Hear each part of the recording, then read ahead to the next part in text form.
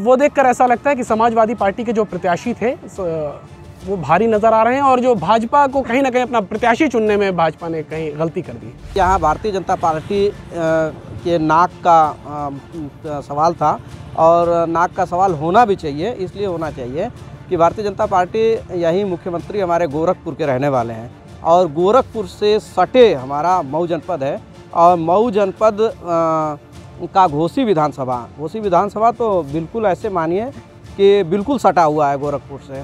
तो ये कहीं ना कहीं पूरे प्रदेश में और पूरे देश में इसका संदेश जाना है। यदि हार होती है तो भी और जीत होती है तो भी। अगर हार होती है तो पूरे प्रदेश में ये होगा कि योगी आदित्यनाथ के सटे जिले के पास और इनकी हार हो गई है। नमस्कार, आप देख रहे हैं यूपी तक और मैं हूं आपके साथ दुर्गा किंकर सिंह। इस समय हम मौजूद हैं मऊ में और आपको बता दें कि मऊ की घोसी विधानसभा सीट पर हुए उपचुनाव में मतदान के बाद कल मतगणना होनी है। ऐसे में हमारे साथ मऊ के कुछ पत्रकार हैं जिन्होंने लगातार पिछले 1 महीने से इस घोसी विधानसभा चुनाव में लगातार जगह जगह जाकर जायजा लिया है और यह जानने की कोशिश की है कि चुनाव किसके फेवर में है और कौन जीत रहा है, कौन हार रहा है। और उन्होंने आकलन किया है और तमाम खबरें इस विधानसभा को लेकर की हैं। तो हम उनसे सीधे चलेंगे, बातचीत करेंगे और जानने की कोशिश करेंगे कि क्या माहौल है, कौन जीत रहा है। क्या नाम है आपका? दीवानचंद गौतम। कौन चुनाव जीत रहा है? देखिए, जीतने की बात तो खैर मैं कुछ नहीं बोलूँगा और मैं अपना फैसला दूंगा, लेकिन अब घोसी जनता ये सोच के वोट दिया है कि कौन घर का है और कौन बाहरी है। अच्छा, अब रखे सवाल कि घोसी जो विधानसभा का जो चुनाव जो बीत गया है और इसका चुनाव 2024 में जो लोकसभा चुनाव होगा उस पर असर जरूर पड़ेगा, चाहे सपा से हो, चाहे बीजेपी का जीते उम्मीदवार। मतलब ये जो जीतेगा हारेगा, इसका यूपी की राजनीति में क्या असर मान रहे हैं आप? ये जो विधायक बन जाएगा इस बार जितने वोटों से, तो जो लोकसभा का चुनाव होगा तो उसका असर पड़ेगा और उतना वोट दिलवाएगा वो। मतलब एक मैसेज जाएगा इस जीत और हार को लेकर। क्या नाम है आपका? जी, मैं विनय श्रीवास्तव, जनता टीवी से। विनय जी, बहुत आपने इस कवरेज किया है इस उपचुनाव में, क्या लगा आपको? अब तो कल मतगणना है, कौन जीत रहा है?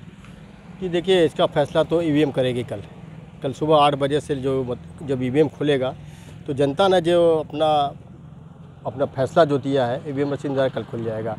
तो ये कल 2 बजे तक क्लियर हो जाना है। फिलहाल जहाँ तक राजनीति की बात करें, कहाँ तक ये फैसला जाएगा, क्या संदेश देगा, ये संदेश बहुत दूर तक जाएगा।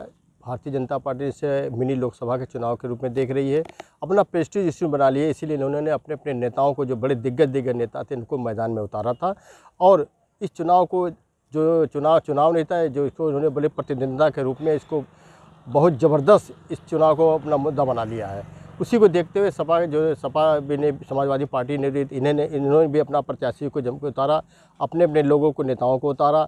और देखा जाए तो ये दोनों चुनावी मुद्दे, जो घोसी लोकसभा के चुनावी मुद्दे थे, बहुत बड़ा मुद्दा बन गया और इस चीज़ को बड़े प्रेस्टीज रूप में दोनों पार्टियों ने लिया है। और जहाँ तक लोकसभा के जो चुनाव होगा उसमें एक बड़ा मुद्दा बन के जाएगा। आप लगातार रहे हैं फील्ड में, अगर आपसे पूछें कि कौन 19 है, कौन 20 है?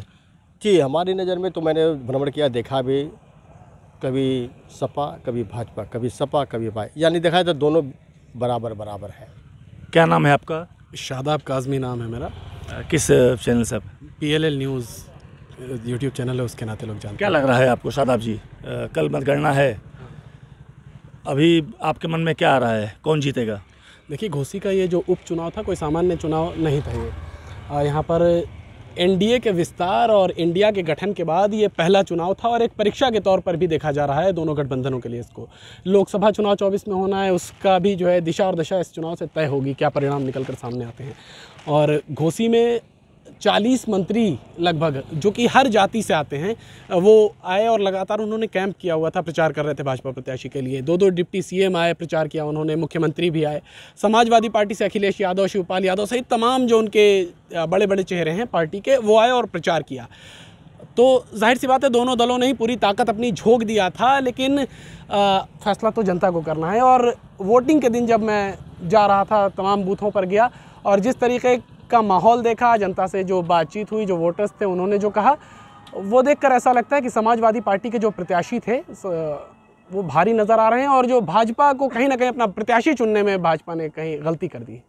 क्या लग रहा है इस जीत हार से आगे यूपी की राजनीति पे क्या असर पड़ने वाला है? यूपी की ही नहीं बल्कि देश की राजनीति पर इससे बहुत बड़ा असर पड़ेगा। लोकसभा का चुनाव होना है और जैसा कि मैंने कहा भी कि दोनों गठबंधनों का ये गठबंधन में विस्तार और गठबंधन होने के बाद इंडिया विपक्ष का, तो ये पहला मुकाबला है, तो ये एक परीक्षा के तौर पर देखा जा रहा है। तो कहीं ना कहीं भारतीय जनता पार्टी के लिए चुनाव जीतना बेहद अहम लग रहा है आपको? बिल्कुल, दोनों गठबंधनों के लिए ही चुनाव जीतना अहम है। और भारतीय जनता पार्टी ने कहीं, मैंने पहले भी कहा था कि प्रत्याशी अगर कोई और होता भारतीय जनता पार्टी, क्योंकि वहीं से वो विधायक थे दारा सिंह चौहान और उन्होंने इस्तीफा दिया। अब क्यों इस्तीफा दिया ये भी तो जनता जानेगी, और साल भर के बाद दोबारा उनको लाइनों में लगकर जो है वोट करना पड़ा। तो इन तमाम चीज़ों का जो परिणाम है और जो खामियाजा भी कहीं ना कहीं भुगतना पड़ सकता है भारतीय जनता पार्टी को। क्या नाम है आपकी संस्थान से? विवेक चौहान, और संघर्ष न्यूज़ लाइव चलाते हैं। विवेक जी, आप घूमे पूरे चुनाव में, मतदान से लेके और चुनाव प्रचार तक, कल मतगणना है, क्या लग रहा है?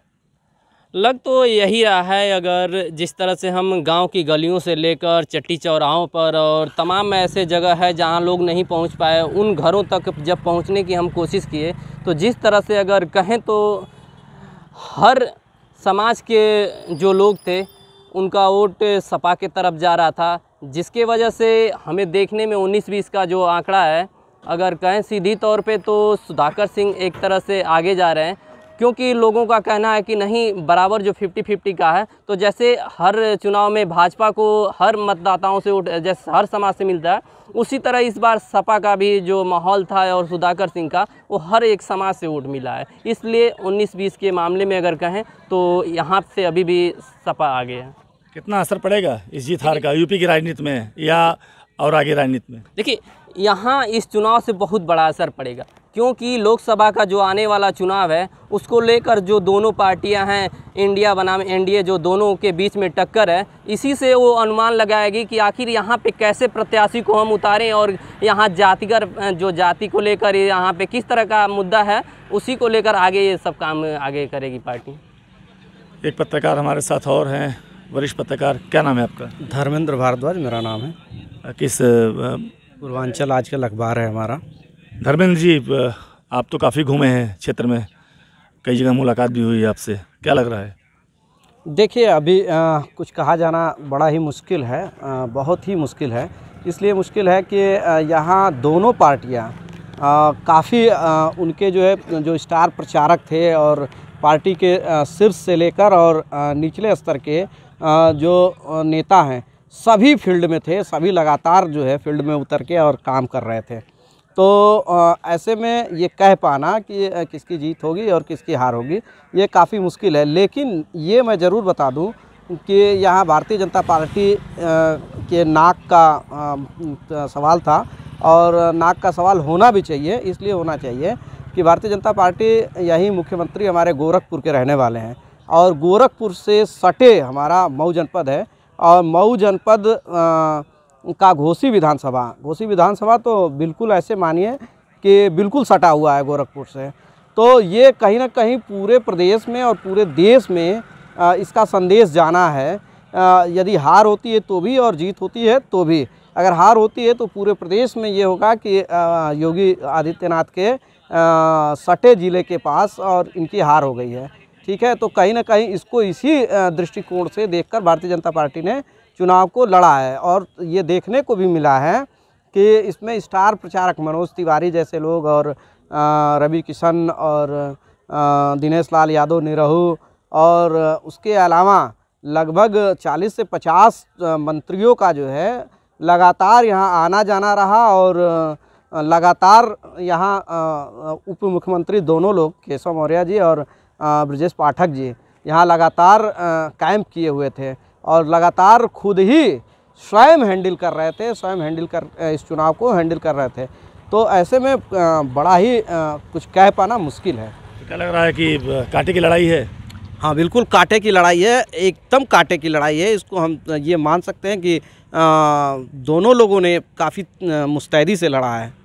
तो ये थे हमारे साथ मऊ के पत्रकार, जिन्होंने लगातार इस चुनाव में कवरेज किया है, गांव-गांव में जाके, और मतदान के दिन भी इन्होंने मुस्तैदी से अपने संस्थान, अपने चैनल के लिए पत्रकारिता की, तो इनका कहना है कि समाजवादी पार्टी का प्रत्याशी भारी है। कुछ पत्रकार कह रहे हैं समाजवादी पार्टी के पक्ष में काफ़ी वोट गया है, जबकि वहीं कुछ पत्रकारों का कहना है कि लड़ाई बहुत कांटे की है।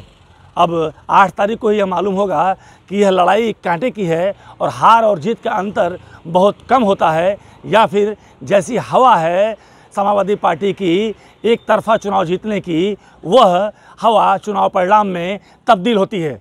दुर्गा किंकर सिंह, यूपी तक, मऊ।